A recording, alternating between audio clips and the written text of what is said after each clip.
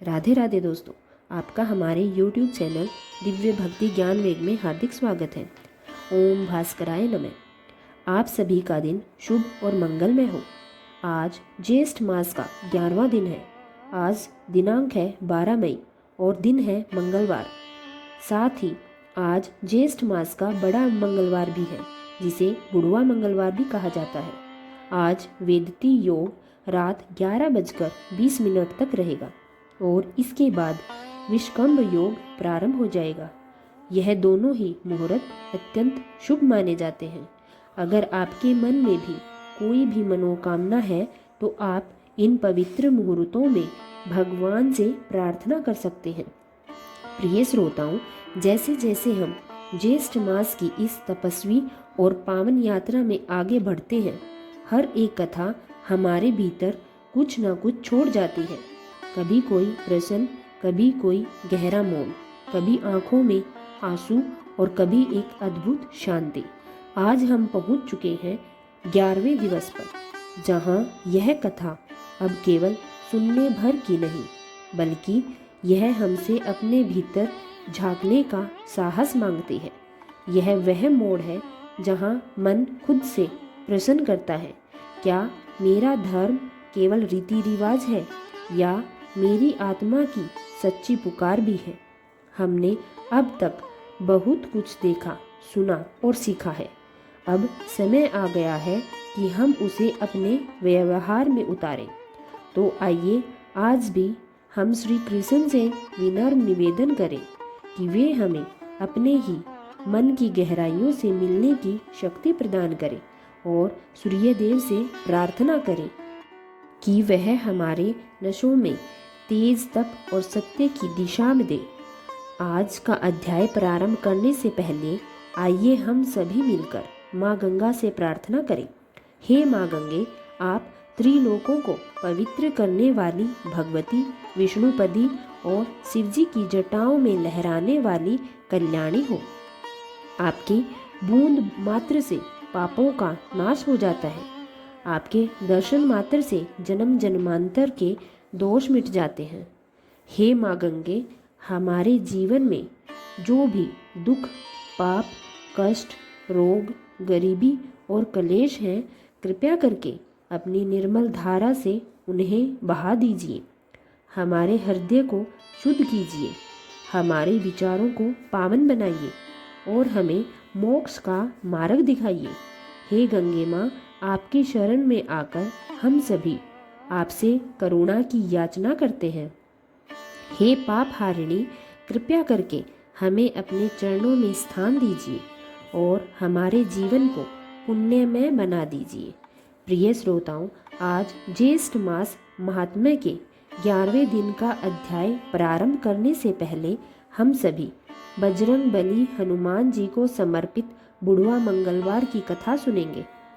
हनुमान जी की इस पावन कथा को आरंभ करने से पहले हम सभी अपने मन, वचन और कर्म को शुद्ध करते हुए उनके चरणों में साष्टांग प्रणाम करते हैं। हे पवन पुत्र, आपका कंचन वर्ण रूप, अपार बल, बुद्धि और भक्ति की महिमा अनंत है। आप रघुनाथ के प्रिय सेवक हैं और संसार के समस्त संकटों का नाश करने वाले हैं। आपकी कृपा के बिना श्री राम कथा भी अधूरी मानी जाती है।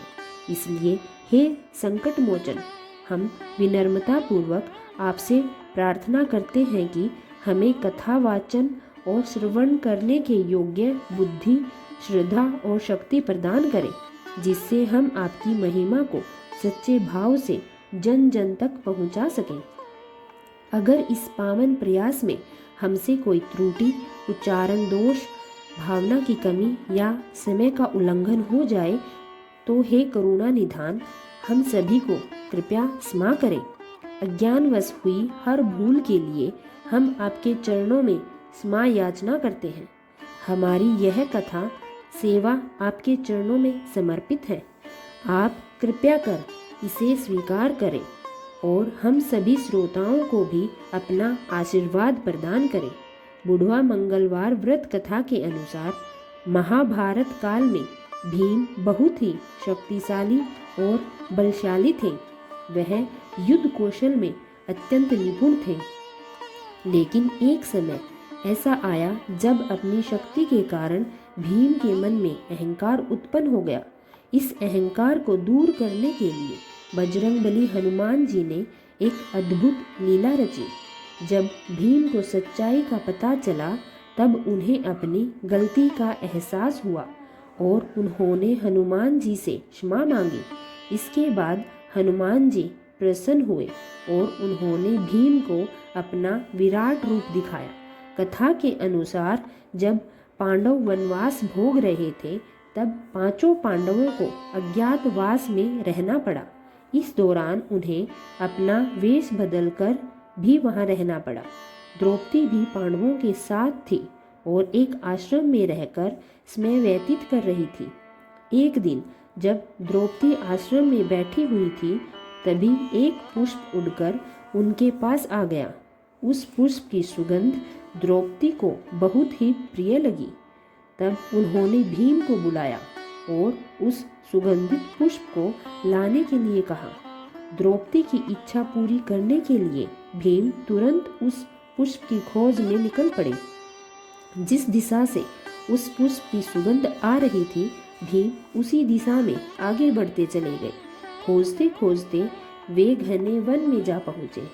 जैसे ही भीम उस वन में प्रवेश करने लगे उनकी नज़र रास्ते में लेटे एक वानर पर पड़ी। भीम ने उस बूढ़े वानर से विनम्रता से कहा कि वे रास्ते से हट जाएं, लेकिन वानर ने कोई प्रतिक्रिया नहीं दी।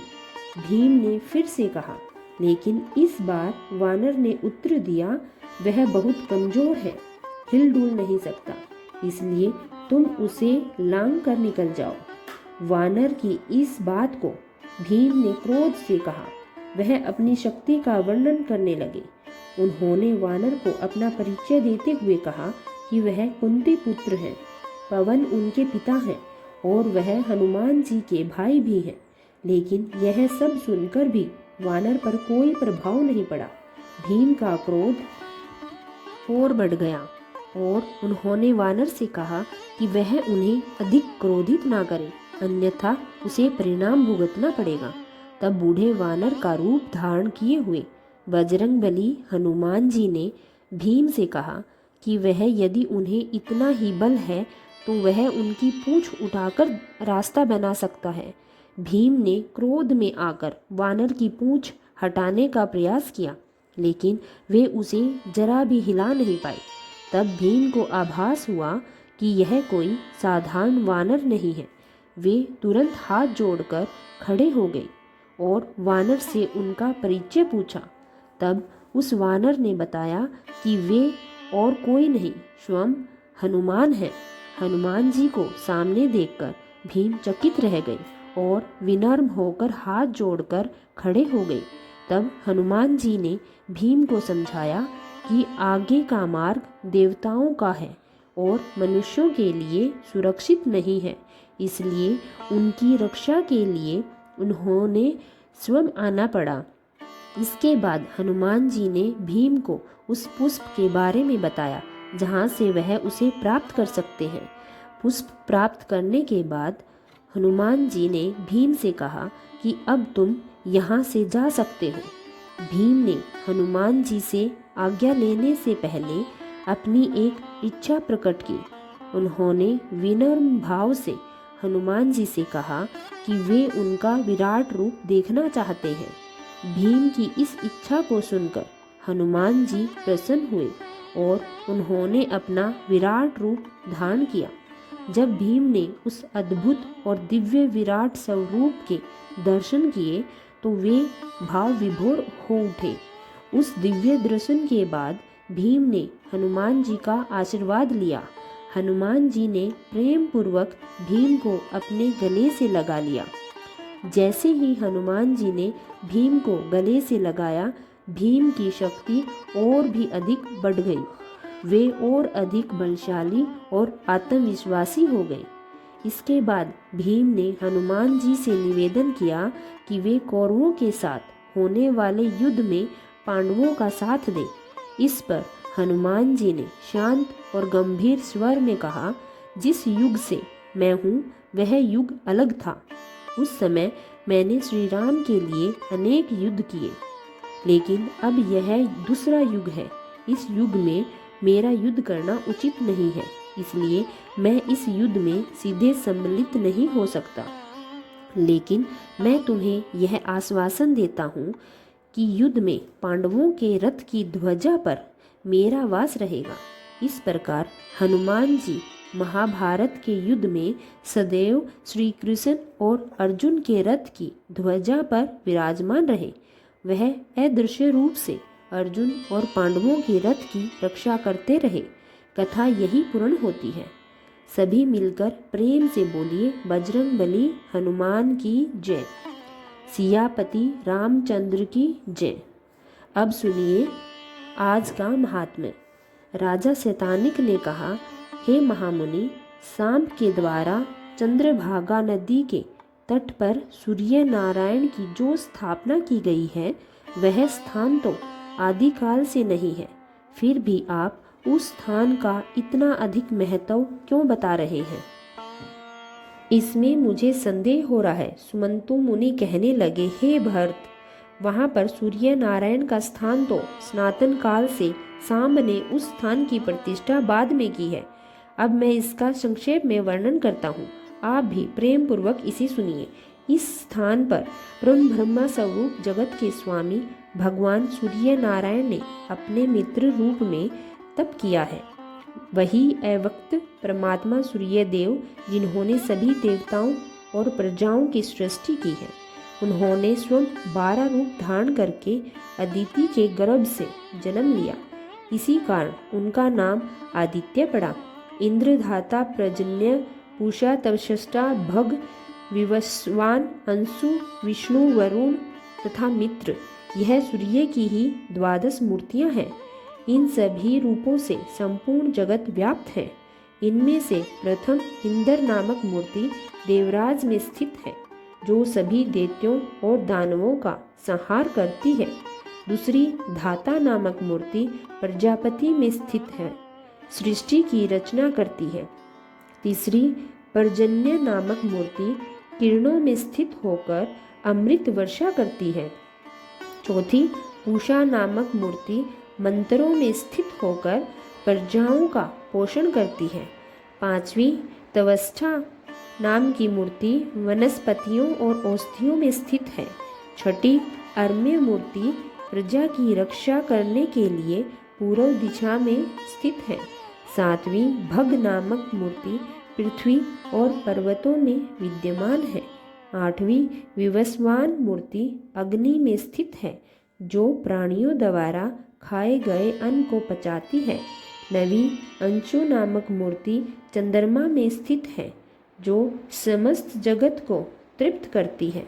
10वीं विष्णु नामक मूर्ति दैत्यों का नाश करने के लिए सदैव अवतार धारण करती है। 11वीं वरुण नाम की मूर्ति समस्त जगत को जीवन देने वाली और समुद्र में निवास करती है। इसी कारण समुद्र को वरुणालय कहा जाता है। 12वीं मित्र नामक मूर्ति जगत के कल्याण के लिए चंद्रभागा नदी के तट पर विराजमान है। यहाँ सूर्य नारायण ने केवल वायु का सेवन करके कठोर तप किया और मित्र रूप में यहाँ स्थित है। इसी कारण इस स्थान को मित्रपद अर्थात मित्र वन कहा जाता है। यह अपनी कृपामय दृष्टि से संसार पर अनुग्रह करते हुए भक्तों को विभिन्न प्रकार के वरदान देकर संतुष्ट करते रहते हैं। यह स्थान अत्यंत पुण्य प्रदान करने वाला है।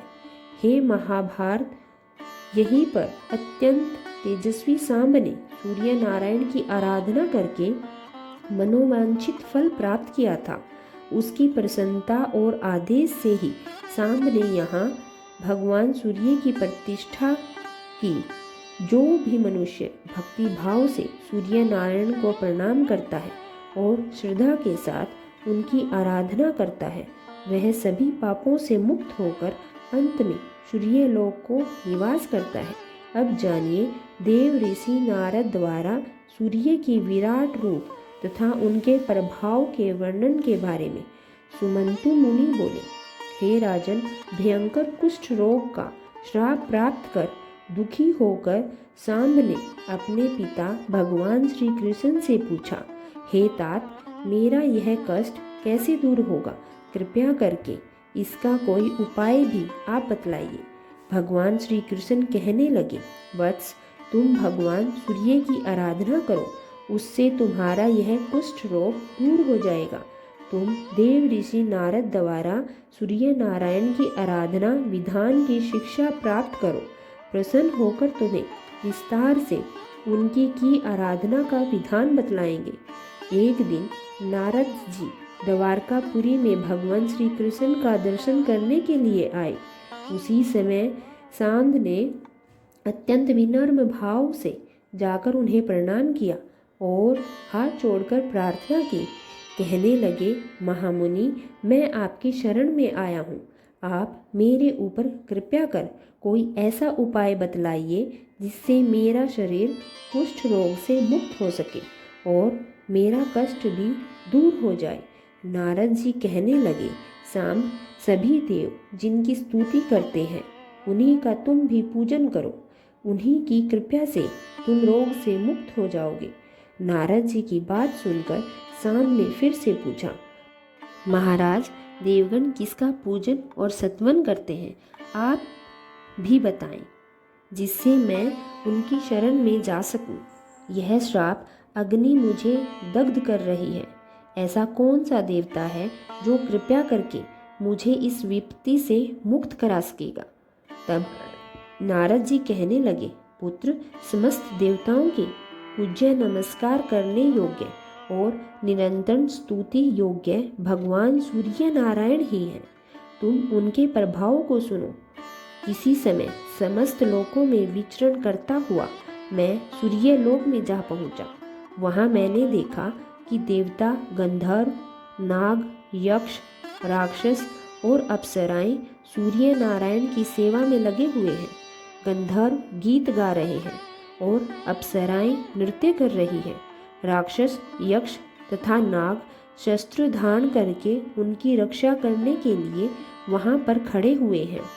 ऋग्वेद, यजुर्वेद और सामवेद मूर्तिमान स्वरूप धारण कर स्वयं स्तुति कर रहे हैं और ऋषिगण भी वेदों की ऋचाओं से उनका सत्वन कर रहे हैं।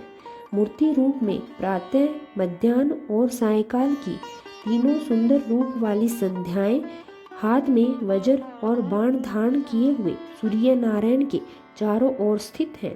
प्रातः संध्या रक्त वर्ण की है, मध्याह्न संध्या चंद्रमा के समान श्वेत वर्ण की है और सायंकाल संध्या मंगल के समान वर्ण वाली है। आदित्य, वसु, रुद्र, मरुद्र तथा अश्विनी कुमार आदि सभी देवगण तीनों संध्याओं में उन भगवान सूर्य का पूजन करते हैं।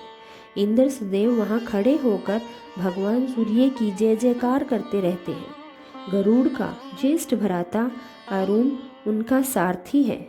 वह काल के अवयवों से निर्मित उनके रथ का संचालक भी है। हरे वर्ण के छंद रूप 7 अश्व उनके रथ में जुटे हुए हैं। रागी तथा निशुंभा नाम की 2 पत्नियां उनके दोनों ओर बैठी हुई है। सभी देवता हाथ जोड़कर उनके चारों ओर खड़े हुए हैं। पिंगल, लेखक, दंडनायक, आदिगण तथा कलमाश नाम 2 पक्षी द्वारपाल के रूप में उनकी सेवा में लगे हुए हैं। दिंडी उनके सामने और ब्रह्मा आदि सभी देवता उनकी स्तुति कर रहे हैं। भगवान सूर्य नारायण का ऐसा प्रभाव देखकर मैंने सोचा कि यही देव हैं जो समस्त देवताओं के पूज्य हैं, इसलिए तुम भी उन्हीं की शरण में जाओ। तब सांब पूछने लगे, महाराज, मैं भली भांति यह जानना चाहता हूँ कि सूर्य नारायण सर्वगत कैसे हैं, उनकी कितनी रश्मियाँ हैं, कितनी मूर्तियाँ हैं। रागी तथा निशुंभा नाम की यह दोनों पत्नियाँ कौन हैं? पिंगला, लेखक और दंडनायक वहाँ क्या कार्य करते हैं? कलमाश पक्षी कौन है? उनके आगे स्थित रहने वाले दंडी कौन है?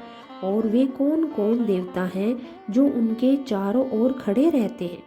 मुनिवर, कृपया आप इन सब का तत्वत अच्छी तरह से वर्णन कीजिए, जिसमें मैं भी सूर्य नारायण के प्रभाव को जानकर उनकी शरण में जा सकूं।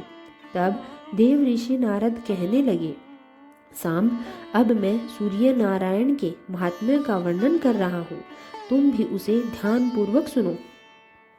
विवस्वान देव अव्यक्त कारण, नित्य, सत और असत स्वरूप है। जो तत्व चिंतक पुरुष हैं, वे उनको प्रधान और प्रकृति कहा करते हैं।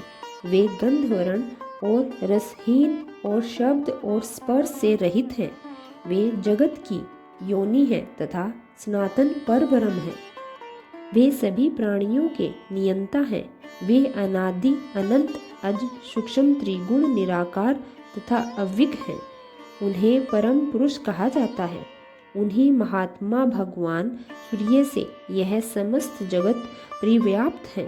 उन परमेश्वर की प्रतिमा ज्ञान और वैराग्य लक्षणों वाली है।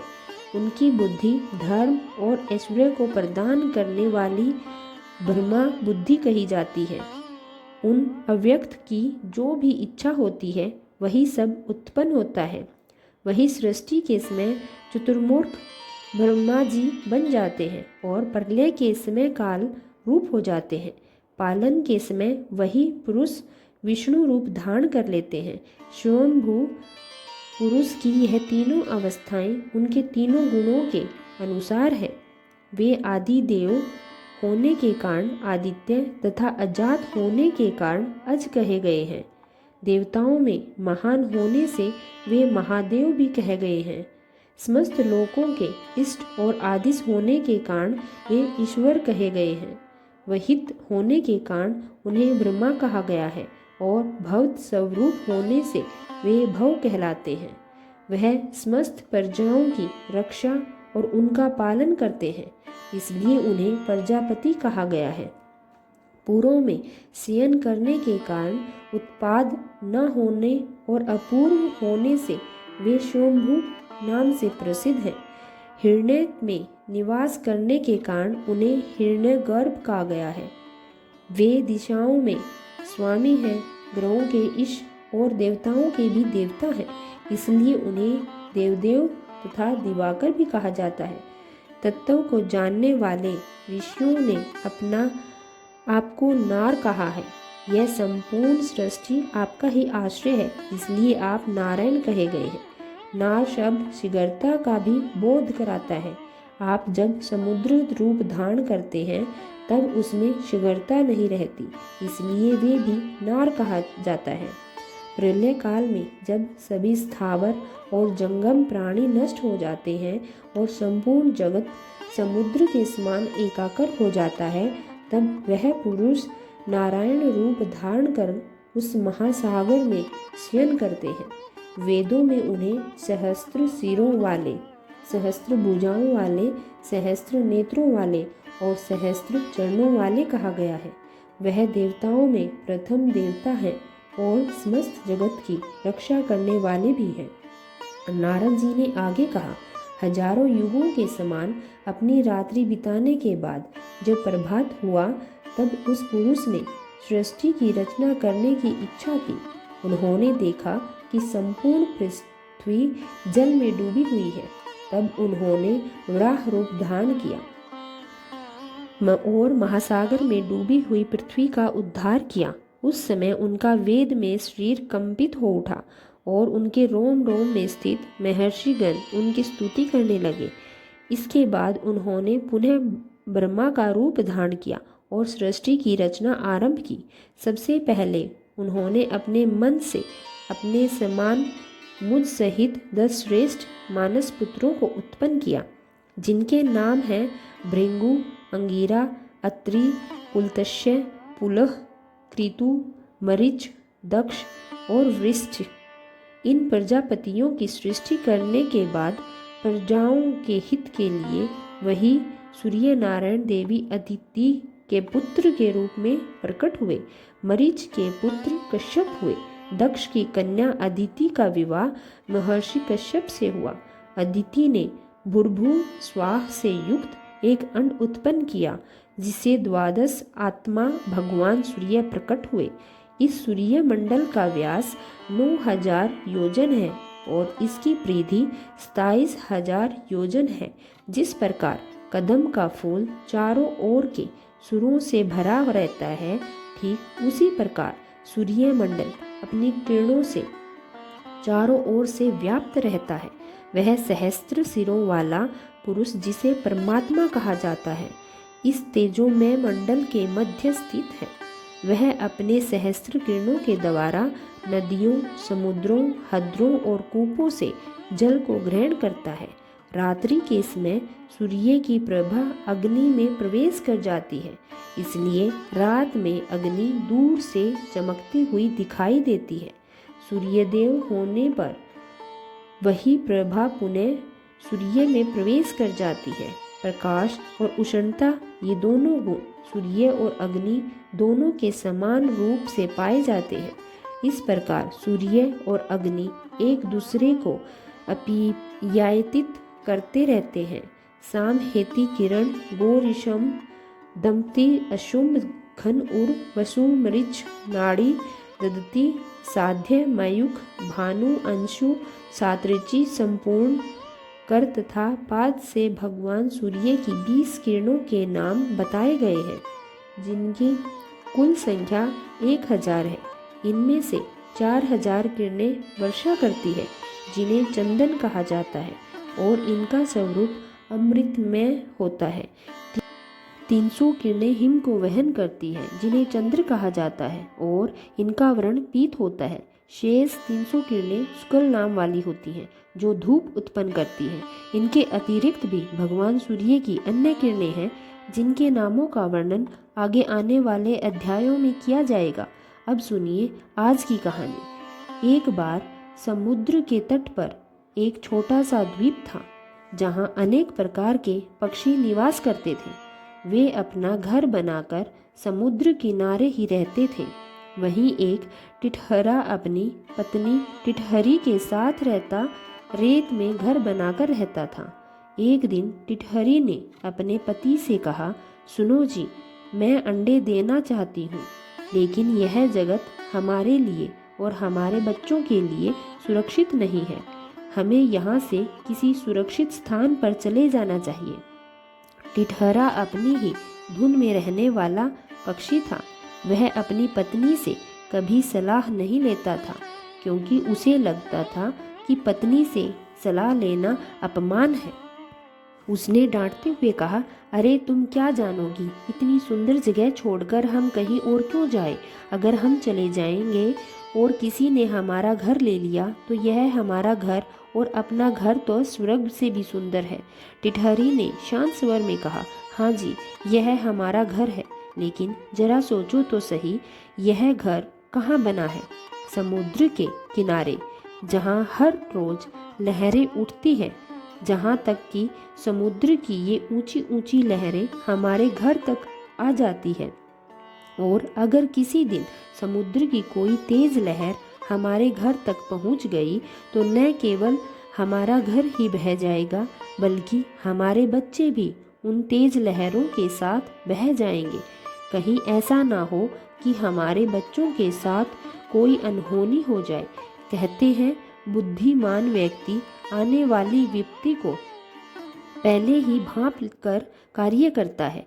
जो लोग समय रहते विपत्ति से बचने का उपाय नहीं ढूंढते, उन्हें अक्सर विपत्ति के हाथों बेमौत मरना पड़ता है। शत्रु, कर्ज, अग्नि और बीमारी, इन चारों को यदि समय रहते नियंत्रित या समाप्त ना किया जाए तो इनके प्रबल होने पर मनुष्य इन्हीं के हाथों से नष्ट हो जाता है। नदी किनारे खड़े वृक्ष का जीवन कभी लंबा नहीं माना जाता, क्योंकि किसी भी दिन कोई बड़ी लहर आकर उसे बहा सकती है। और ठीक उसी प्रकार हम भी समुद्र के किनारे बसे हुए हैं। समुद्र की ये ऊंची ऊंची लहरें तो हाथी जैसे विशाल जीव को भी बहाकर ले जाने की शक्ति रखती हैं। फिर हम तो बहुत ही छोटे और तुच्छ प्राणी हैं। कहते हैं बाद में पछताने से कहीं बेहतर है कि पहले ही थोड़ी कठिनाई उठाकर स्वयं को सुरक्षित कर लिया जाए। टिटहरी की ये बातें सुनकर टिटहरा जोर जोर से हंसने लगा और उसका मजाक उड़ाते हुए बोला, अरे तुम क्यों इतनी चिंता करती हो? तुम तो बस निश्चित होकर अंडे दो, बाकी सब कुछ मुझ पर छोड़ दो। जो मनुष्य योग्य और अयोग्य का निर्णय करना जानता हो, जिसमें शक्ति हो और जो शत्रु को पराजित करने का उपाय जानता हो, वह कभी भी संकट आने पर दुखी नहीं होता। बुद्धिमान के लिए कोई भी कार्य कठिन नहीं होता। मेहनती व्यक्ति के लिए कोई भी लक्ष्य दूर नहीं होता।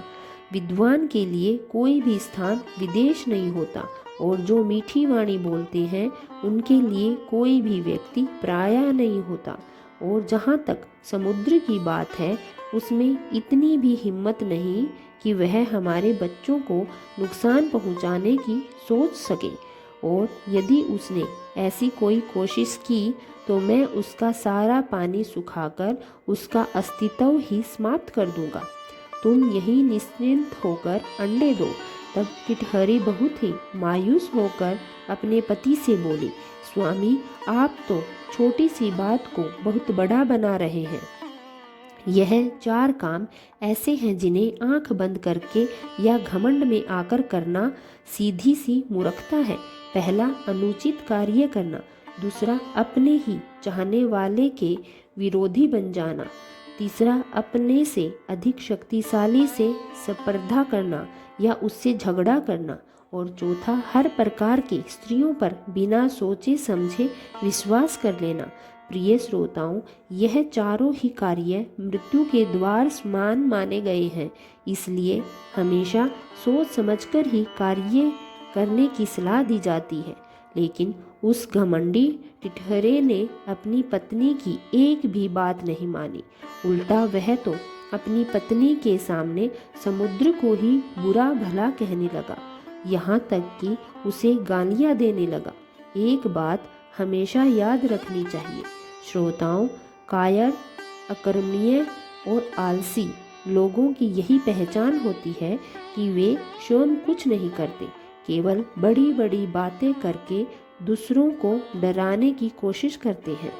टिटहरे ने भी अपनी पत्नी के सामने अपनी वीरता के खूब गुण गाए, अपनी भुजाएं फड़काए और खुद को बहुत शक्तिशाली दिखाने लगा। लेकिन टिटहरी उसे बार बार समझाती रही और अपनी बात पर अड़ी रही कि अंडे देने के लिए यह स्थान बिल्कुल भी सुरक्षित नहीं है, हमें यह जगह छोड़कर जाना चाहिए। फिर टिटहरे ने उसकी एक भी बात नहीं मानी, अतः मजबूर होकर टिटहरी को वहीं अंडे देने पड़े। उधर समुद्र उस घमंडी टिटहरी की सारी बात ध्यान से सुन रहा था। उसने सोचा, इस छोटे से टिटहरे में इतना कितना घमंड भरा है, जो आसमान गिरने के डर से अपने पैर ऊपर करके बैठता है, वही अपनी पत्नी के सामने इतनी वीरता की बातें कर रहा है। वैसे तो मैं इसके अंडे नहीं बहाना चाहता, लेकिन अब मुझे इसकी शक्ति की परीक्षा अवश्य लेनी चाहिए। देखूंगा इसमें सच में कोई दम है या नहीं, केवल बातें ही बनाता है। प्रिय श्रोताओं, समुद्र ने टिटहरे के अंडे बहाने का निश्चय कर लिया। एक दिन जब टिटहरा और टिटहरी भोजन की तलाश में दूर चले गए, तब समुद्र ने पीछे से उनके अंडे बहा दिए।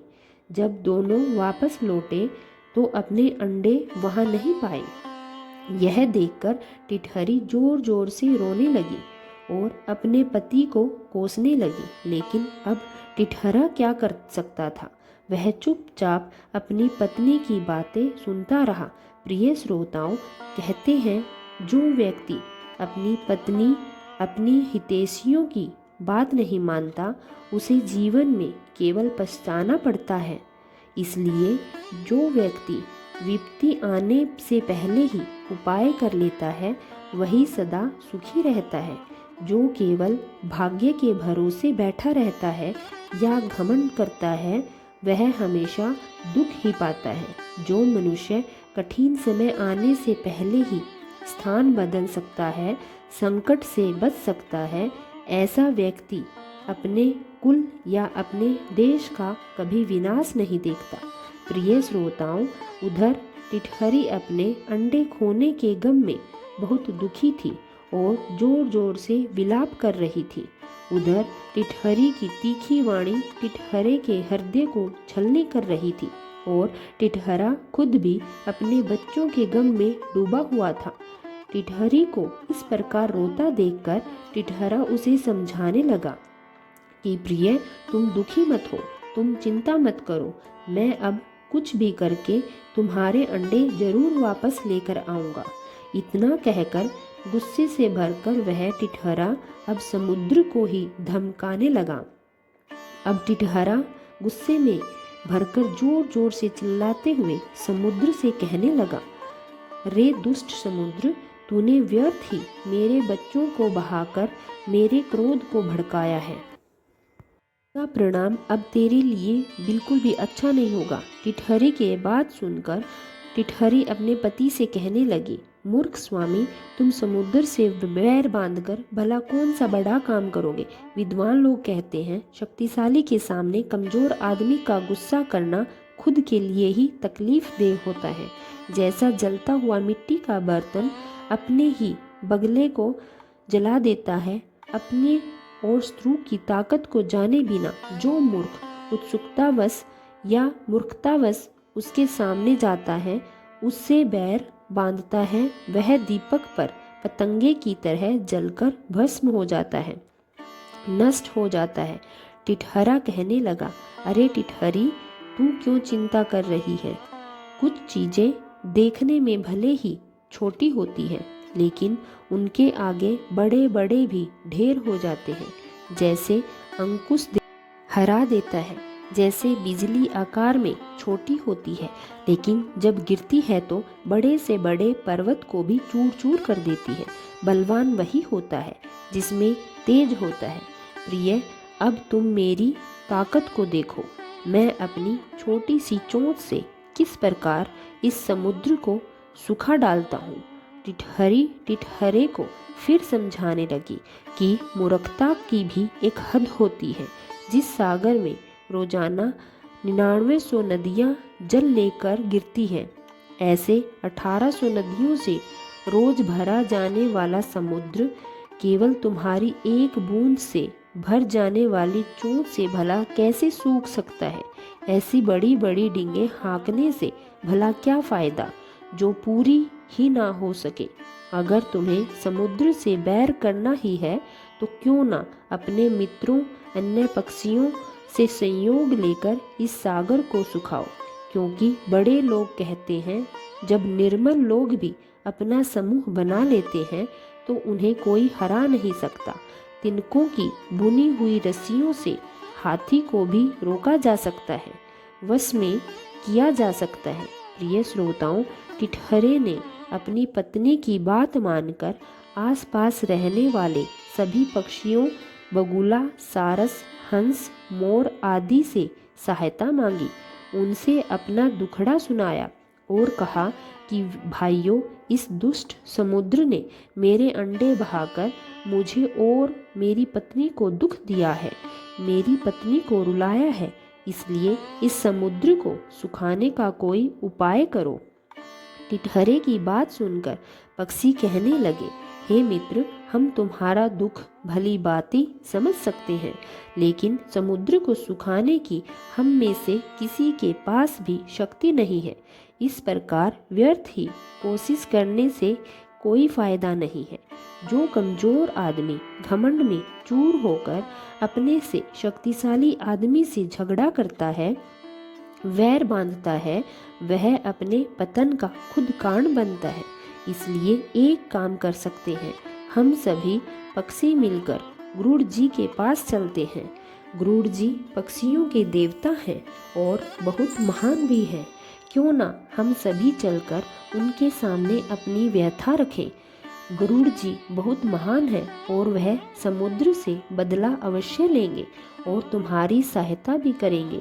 अगर गरुड़ जी ने हमारी सहायता करने से इनकार भी कर दिया तो हमें बुरा भी नहीं लगेगा, क्योंकि कहते हैं एक दिल के मित्र के पास, गुड़ी नौकर के पास, कहना मानने वाले पत्नी के पास ताकतवर स्वामी के पास अपना दुख बताने से मनुष्य सदा सुखी रहता है। इसलिए हम सबको गरुड़ जी के पास चलना चाहिए। प्रिय श्रोताओं, इस तरह निश्चय करके सारे पशु पक्षी गरुड़ जी के पास उड़ चले और उन्हें अपना दुख सुनाया। कहने लगे, हे स्वामी, आपके होते हुए भी इस टिटहरे के अंडे समुद्र ने चुरा लिए हैं। इस कारण इनका कुल विनाश हो गया है। यह और उसकी पत्नी बहुत दुखी हो रहे हैं। कहीं समुद्र फिर घमंड में आकर किसी दूसरे पक्षी के साथ ऐसा ना करे।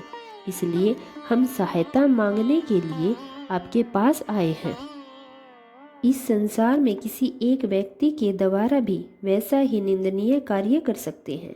इस संसार में दूसरे के पीछे चलने वाले लोग बहुत सारे हैं। जो किसी भी प्रकार का कोई निंदनीय कार्य करता है, बाकी सब भी उसके पीछे पीछे वही काम करते रहते हैं। वह लोग दूसरों की भलाई को समझ ही नहीं पाते। हे गरुड़ देव, आप हमारे राजा हैं, इसलिए हमारी रक्षा कीजिए। कहते हैं कि जो राजा अपनी प्रजा की रक्षा करता है उसे प्रजा के धर्म का 6वां भाग प्राप्त होता है, और जो राजा अपनी प्रजा की रक्षा नहीं करता उसे प्रजा के अधर्म का आधा हिस्सा भुगतना पड़ता है। इसलिए जिसके अपने परिवारजन और बंधु नहीं होते, उसके लिए उसका राजा ही सब कुछ होता है। राजा ही उसका स्वामी होता है और वही उसका सच्चा रक्षक भी होता है। प्रिय श्रोताओं, पक्षियों की ऐसी करुण और सच्ची बातें सुनकर गरुड़ जी अत्यंत क्रोधित हो उठे। वे तुरंत क्रोध में भरकर समुद्र की ओर उड़ चले।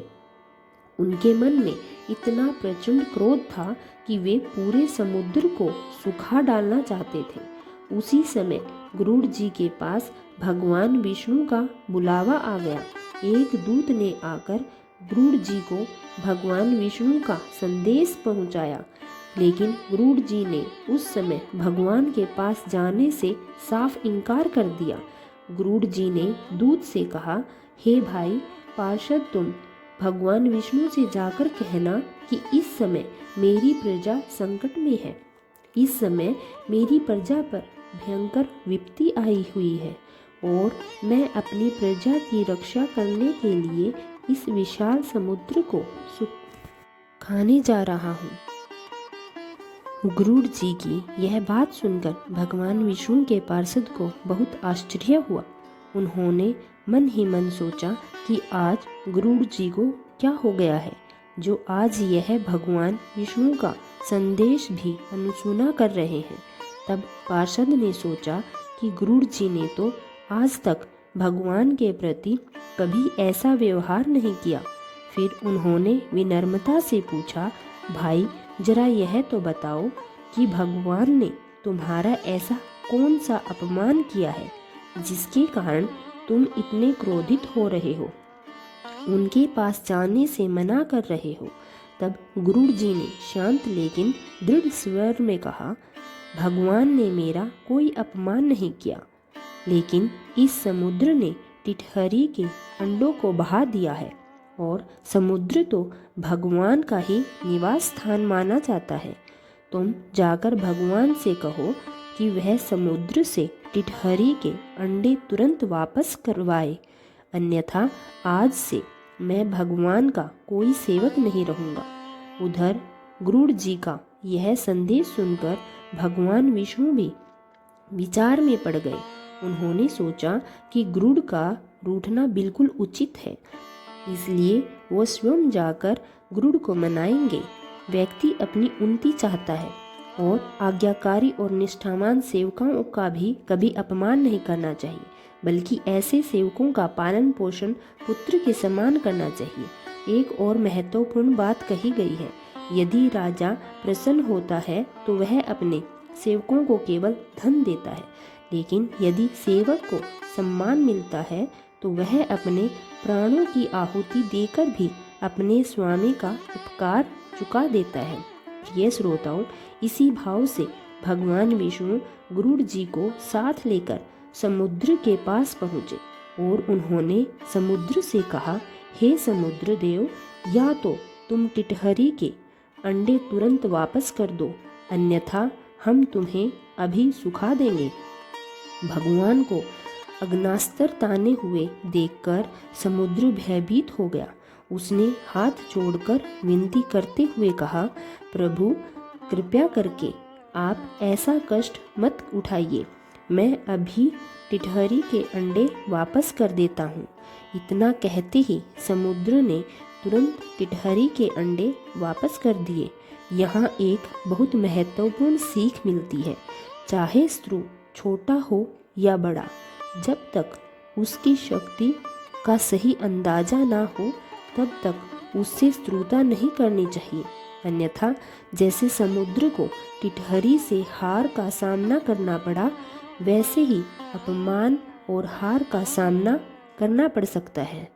तो बताइए प्रिय श्रोताओं, आपको यह कथा कैसी लगी? वीडियो को लाइक करके और कमेंट बॉक्स में ज़रूर बताइएगा। धन्यवाद।